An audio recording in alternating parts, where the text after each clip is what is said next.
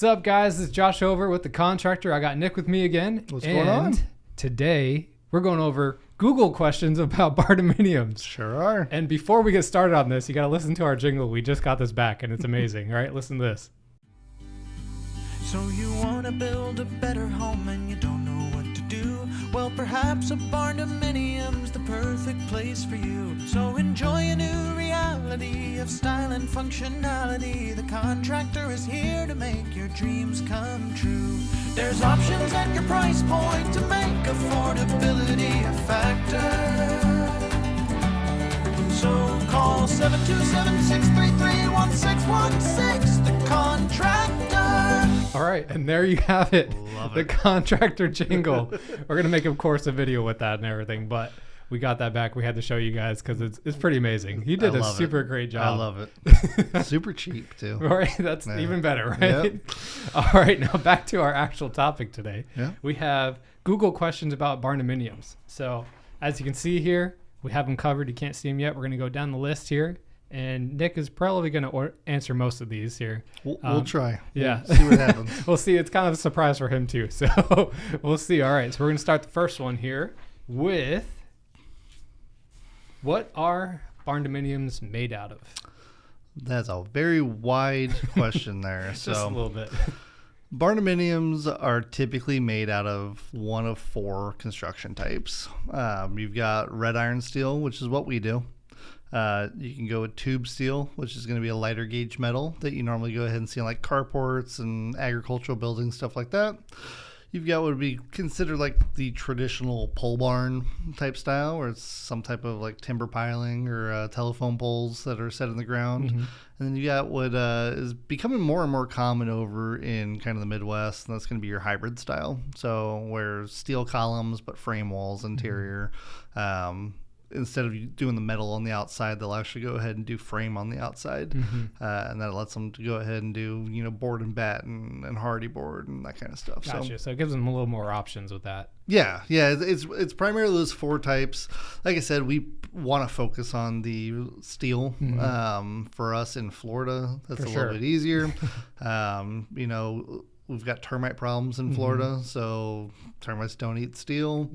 It's got a longer warranty on the paint, so our son over here is incredibly hard on paint and paper barriers to the outside. So that's just what, as a company, we've chosen to go ahead and primarily stick with. Gotcha. Cool. Awesome. Yeah. All right. What else we got? Question number 2 here is, what is a Barndominium home? That's not what that says. That says, what is Barndominium homes? I was phrasing it so it made sense, okay? So doesn't have to make sense on Google. But so what we're really pushing is Barndominiums are going to be a style of home, right? It's not necessarily, crazy out of the box construction. It is a traditional style of home now. So, same way that we'd have modern or Victorian or carpentry or, carpentry craftsman is what I was going for there. But it's going to be a style of home. Typically, it's going to be centered around big open ceilings, wide open spaces that don't have to have like any type of interior bearing points. Yeah. And a lot of times it's going to be kind of co-associated with like larger garage spaces versus kind of like floor area ratios between the conditioned space and the garage space. For sure. And so if you're someone that really loves that open space and that kind of stuff, you will love a Barndo. Yeah, I mean, it's perfect for shops. It's perfect for people that got a lot of toys, the car enthusiasts. So Right. like we just had somebody that came and want to go ahead and do a 6-car garage, so they have a ability to go ahead and put lifts and that kind of stuff in. So yeah, it's they're kind of the sport utility vehicle of houses. There you go. That's a good analogy there. Yeah. All right, next one. Let's see what this one says. Moving right along. Yes, we are. What do Barndominiums cost? Oh, this is the That's question. a fun one, huh? right? So this is what everybody wants to know. I guess the easy answer is it depends. Absolutely. So, the Barndominium cost stuff, we came out and we tried to go ahead and show that, hey, these are a more effective way to do houses. But we really need to preface that with at scale. Yeah. Okay. So pretty much anything, less than like that 2,000, 2,200 square foot range, that's going to be where they're kind of comparable to conventional builds. Absolutely. I would say once you start really getting under like sub 1,000 square foot or even like the 1,200 square foot range, sometimes it might be cheaper to build a conventional home rather than a steel building. For sure. There are cheaper ways to do it. Like I said, the tube steel is a cheaper option than red iron. However, in most cases, we can't get tube steel to go ahead and meet not only the insulation values that we need, but also the building code requirements to go ahead and be a habitable structure. Gotcha. Yeah, Florida's a little more strict with that kind of stuff. Florida's a lot more strict, So a lot of these people that come to us that live in Alabama, Kentucky, pretty much any northern state, so long as they don't interfere on their neighbor's property, it's kind of do whatever you want to do. In Florida, it's really kind of a result of our insurance companies kind of messing with building code a lot. So the insurance companies have a lot of claims in Florida, so we have a lot of restrictions in Florida. That's basically how that works out. But makes sense. If you basically get over about 2,500 square foot, you can start seeing prices in like the 150 to 130s range. Tell everybody to go ahead and plan on that like 170 to 180 range. That if you can make it work there, you can probably make it work at any size. For sure. Absolutely. Cool. Awesome. All right, next question. What does Barndominium mean? Barndominium. So I think we kind of cover this in what is Barndominium homes. True. But Barndominiums, again, to go into a little bit of history, not to bore everybody, but the term Barndominium was kind of coined in 1989. Developer in Connecticut put it out in the paper that he wanted to go ahead and build a new type of community centered around horses. So build your house, your backyard is kind of one continuous pasture, kind of like a golf course. He called those houses Barndominiums. The whole point was live next to your animals. Gotcha. So it's kind of where Barndominium came. So kind of over the years that term has changed a little bit to basically mean, a wide open structure. And again, really emphasis on garage space versus conditioned space, and kind of the no interior bearing points. Gotcha. So. Yeah, because a lot of times if you actually look them up on Google, you'll see huge garages, with a little tiny living space. Exactly. Because everybody has their toys in the garage, Yep. And then so they'll wake up, go have fun, and then go back and go to sleep. Yeah. So it's I think over the next probably 5 to 10 years, we'll see these really taking off in Florida. For sure. They're really prevalent right now in kind of the western states, but Florida's going to have a big kind of movement here, I think. Especially with all the calls we've been getting. So especially with all the calls, It's pretty awesome. So. All right, next one. What makes Barndominiums cheaper? Right there. Perfect. So kind of tying right back into the cost. The affordability of barndos come at scale. Okay, so when we start getting bigger, it's cheaper to go ahead and build. So in a conventional home, you've got to worry about trusses. Trusses can only span a certain distance before you start to have interior bearing points. Gotcha. Right. So in Barndominiums, we can span pretty wide without having to have anything, and that's really where your value comes in, because we're only doing the same type of footing, around the entire perimeter. We're not really dealing with any interior footings that we need or interior structural walls, anything like that. The overall cost savings comes in labor. So in most conventional builds, it's going to take several months to get your shell done. In Barndominiums, that can be done in 2 weeks, 3 weeks.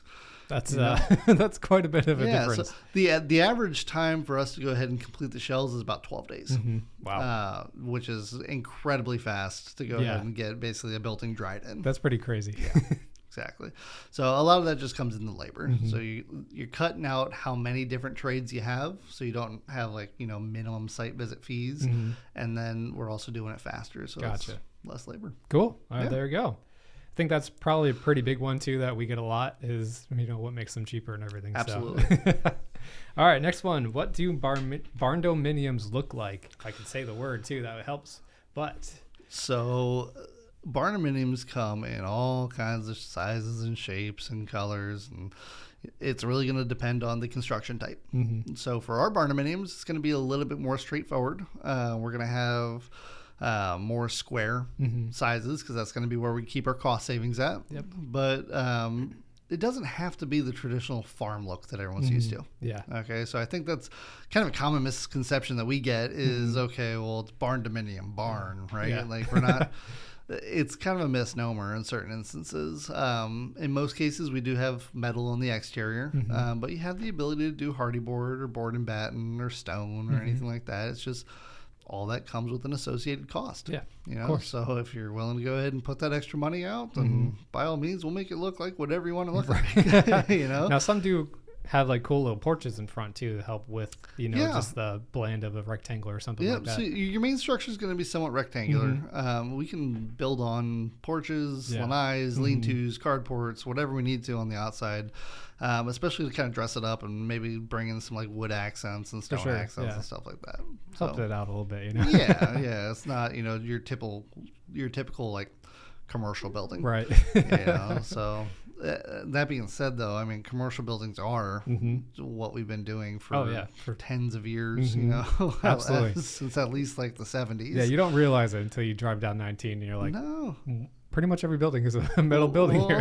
All the metal buildings that you see, I mean, we can do facades on anything, right? Absolutely. So that's how they all look different. But at the end of the day, the skeleton is a pre-engineered steel building. Yep. So. It's pretty crazy. Last question. All right. What we got? What do Barndominiums kits include? I kind of want to keep it in there just to kind of go over that. Yeah. So it depends on who you're purchasing stuff from. There are companies out there that will sell just a building kit. And then it's on you to figure out how to put it up. Yeah, that's fun. Okay. But a lot of those companies, none of this stuff is new, right? It's all been around for a while. So where the kits really start coming in are going to be on the tube steel side. Okay, when you start dealing with the tube steel, those are typically sold as like carport kits to put together. Gotcha. On the pre-engineered steel, it's going to be a little bit different. So a lot of stuff's going to be custom made for that. We don't have necessarily standardized sizes or anything like that, but there are certain companies, like I think there's a company called General Steel that services a large portion of the country. They do have standard size kits that you can go ahead and buy. Gotcha. Okay. Caution about that, though, in Florida. Okay, so we basically mentioned, hey, elsewhere in the state or in the country, it's kind of free for all, right? Florida's got a very specific code. We have our own building code that we go by. So we don't go by the International Residential Code or the International Building Code.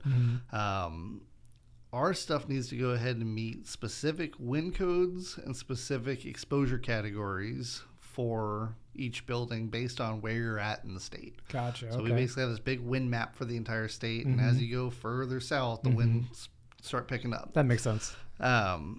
Most companies that sell kits aren't going to modify their engineering to meet those areas. True. So they're going to basically say, this is a kit. It meets this maximum wind speed, and whatever that may be is what it is. In Florida, we really need to go ahead and say, okay, well, if we're building in the middle of a residential neighborhood, we're probably exposure B. If we're building in the middle of a field, we're exposure C. And if we're on the water, we're exposure D. All those come with different and varying wind speeds and reactions that we have to meet. So kits aren't really going to be a big thing in Florida. Yeah, I wouldn't think so. No. So sadly, those Lowe's kits and those Amazon kits probably won't be right for you. Exactly. We face all kinds of problems too with people that have existing garages set up that they want to put apartments in or anything like that. And in most cases, we just can't get it to work. For sure. Gotcha. All right. Well, that was all the questions we had. Yeah. So thanks, Nick, for answering those. Hopefully that clears up some questions and everything. Absolutely. Of course, always go to Barndo.Build to get more info. Fill out that contact form if you're actually interested in getting a Barndo. We'd love to talk to you, schedule a meeting. Exactly. Especially if people have any other questions, drop a comment under this video. Yep. You know? Drop the comment there. We'll answer them. We'll probably create another video too. Exactly. Going over those questions. We're always looking for more content. Always. Absolutely. All righty, guys. Well, we'll see you guys soon.